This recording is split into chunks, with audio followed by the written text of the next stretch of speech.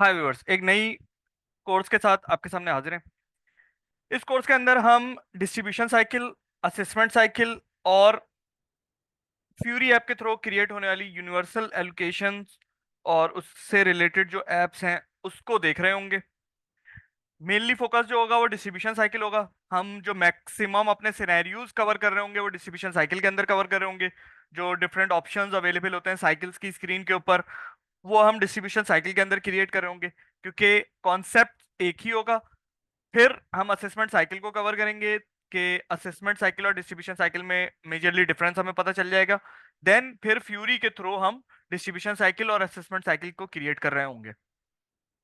तो course structure जो design करने में कोशिश यही करी गई है कि मैक्सिमम जो कॉन्सेप्चुअल चीजें हैं वो सारी की सारी डिलीवर्ड हो जाएं, ताकि एक पूरा ओवरऑल खाका जहन में बन जाए कि डिस्ट्रीब्यूशन साइकिल, असेसमेंट साइकिल और फ्यूरी और गोई के अंदर क्या क्या मेजरली डिफरेंसेस हैं। तो सबसे पहले हम बात कर लेते हैं कि अच्छा, इस कोर्स में कोई कॉन्फ़िगरेशन डॉक्यूमेंट तो है नहीं, ठीक है। स्पेसिफिक मतलब कोई साइकिल्स का कॉन्फ़िगरेशन डॉक्यूमेंट नहीं बनेगा। कॉन्फ़िगरेशन जो मैंने डॉक्यूमेंट बनाया था, इट्स मेरे ख्याल है अप्रैल वगैरह में बनाया था। तो जो है जैसा है कि बुनियाद पे मैं सिर्फ फ्यूरी वाली चीज़ों के स्क्रीनशॉट्स लिए थे, और वो मैं इस कोर्स के साथ अटैच कर दूंगा। मगर इस कोर्स में जो रन टाइम पे जो चीज़ें चलाई गई हैं वो काफ़ी ज़्यादा चलाई गई हैं। तो छोटे छोटे ऑप्शंस को भी जो है ना, वो आइटरेटिव का चेक क्या काम करता है, कम्युलेटिव का चेक क्या काम करता है, ठीक है। तो इस किस्म के चेक्स सारे के सारे डिस्कस किए गए। और जो सिनेरियोज हो सकते थे, मतलब फिक्स्ड परसेंटेज की बेसिस पे, स्टैटिकल की फिगर की बेसिस पे, activity type, actual activity confirmation की बेसिस पे कॉस्ट की एलोकेशन, तो ये सारे सिनेरियोज इसमें हमने इस कोर्स के अंदर कवर करे हैं। सबसे पहले मैं बात कर लेता हूँ कि डिस्ट्रीब्यूशन साइकिल की जरूरत क्यों पेश आती है। अगर मेरे पास एक शर्ट का कॉस्ट सेंटर है, एक शर्ट का कॉस्ट सेंटर है और इसमें मैं अपनी कोई भी अमाउंट बुक कर रहा होता हूँ, सैलरी की, लाइक गैस के बिल की, ठीक है। तो यहां पर अगर मेरी एक अमाउंट बुक हुई हुई है, अब इस कॉस्ट को मुझे डिफरेंट डिपार्टमेंट्स पर एलोकेट करवाना होता है।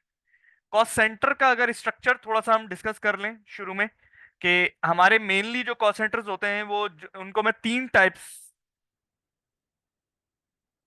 कॉस्ट सेंटर्स को मैं तीन टाइप्स में कैटेगराइज करता हूँ।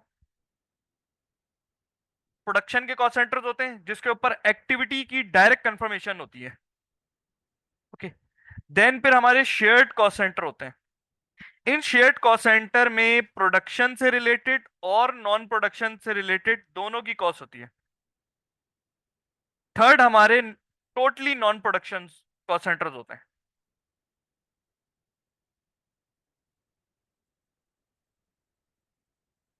ठीक है। नॉन प्रोडक्शन से मुराद जो मैं कह रहा हूं कि एडमिन, आईटी, एडमिन, ओके।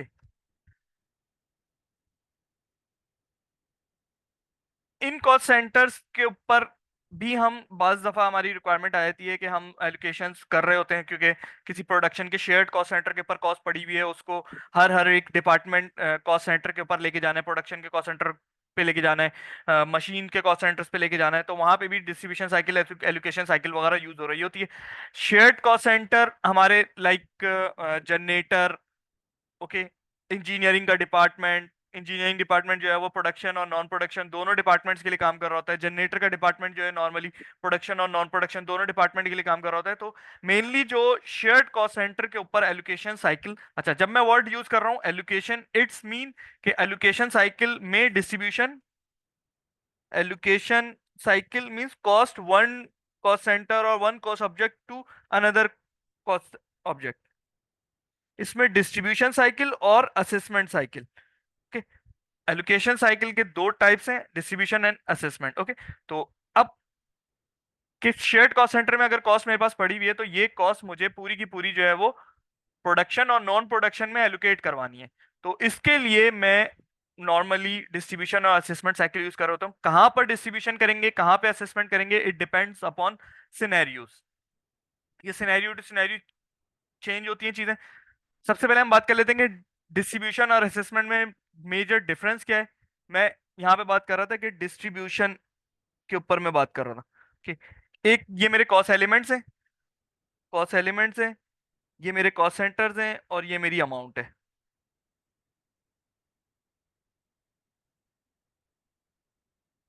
अब इस कॉस्ट को मुझे अपने प्रोडक्शन और नॉन प्रोडक्शन के ऊपर मूव करवाना है। तो अगर मैं डिस्ट्रीब्यूशन ही यूज करता हूं, तो मेरे पास सिनेरियो कुछ ये आएगा कि जब मेरी साइकिल एग्जीक्यूट होगी, तो इस कॉस्ट सेंटर से मेरी ये अमाउंट जो है वो माइनस हो रही होगी। तो शेयर्ड कॉस्ट सेंटर जो है वो मेरे पास हो जाएगा 0। देन जो भी कॉस्ट सेंटर पे अमाउंट जानी होगी, लाइक कॉस्ट सेंटर ए कह रहा हूं मैं इसको, उसके ऊपर ये अमाउंट चली जाएगी। ओके। तो जब साइकिल एग्जीक्यूट होगी, तो इस किस्म की ट्रांजैक्शन सिस्टम पास कर रहा होगा। और अगर मैं इसकी जगह पर असेसमेंट साइकिल यूज करता हूं, असेसमेंट साइकिल यूज करता हूं, तो असेसमेंट का एक कॉस्ट एलिमेंट जो है वो सेकेंडरी कॉस्ट एलिमेंट मेरा शेयर्ड कॉस्ट सेंटर को नेगेटिव कर रहा होगा, और असेसमेंट के ही जीएल से मेरा ये कॉस्ट एलिमेंट जो है वो डेबिट हो रहा होगा। ठीक है।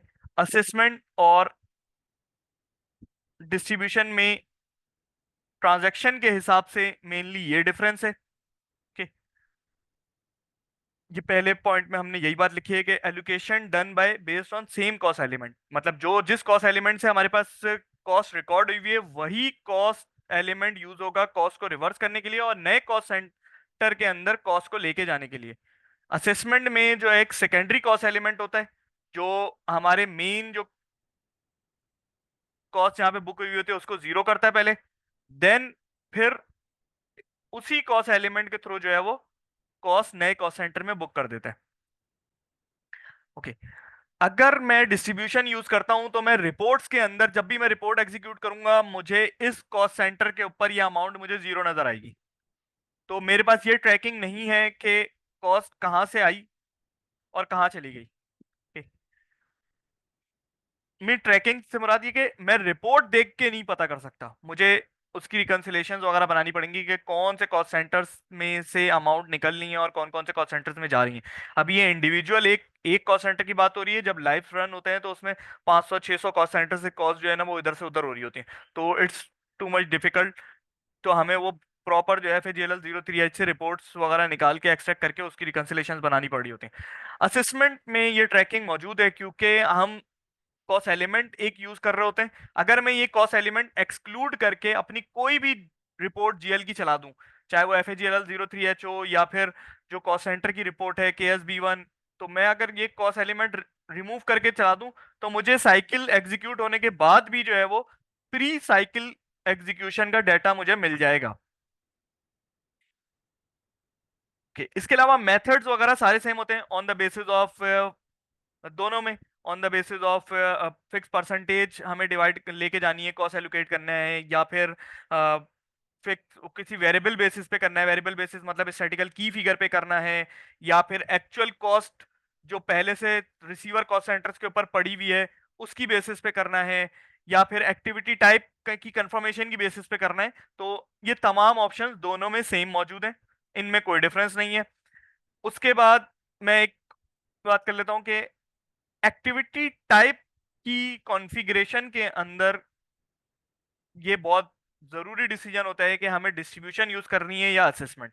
उसकी वजह यह है कि अब जैसे मैं यही सिनेरियो रखता हूँ अपने जनरेटर वाला, शर्ट की जगह में जनरेटर कर देता हूँ। ओके। अब अगर मेरे पास जनरेटर की कॉस्ट है, तो देखें जनरेटर की कॉस्ट में जो सैलरी का एक्सपेंस है, ये जब मेरे प्रोडक्शन, अच्छा ये कॉस्ट सेंटर में कह रहा हूँ प्रोडक्शन का है, सीसी,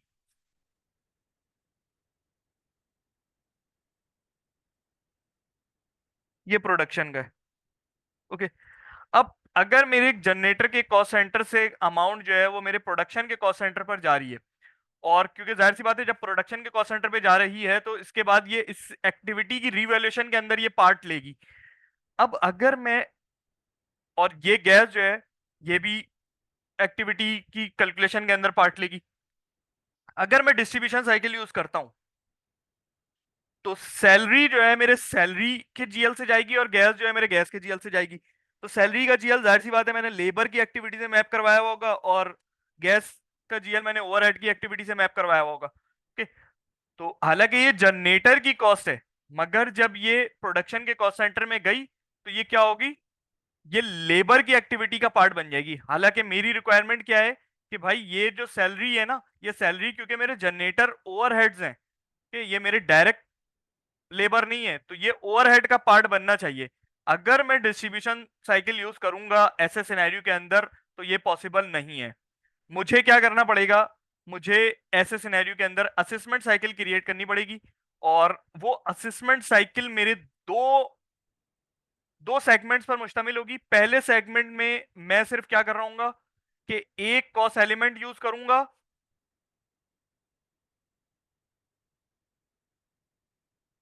कॉस्ट पिक करने के लिए, कि इस कॉस्ट सेंटर से सैलरी वाली अमाउंट की कॉस्ट पिक करो और इसको लेके जाओ जनरेटर के कॉस्ट सेंटर में, और दूसरे कॉस्ट सेंटर से, और सेम।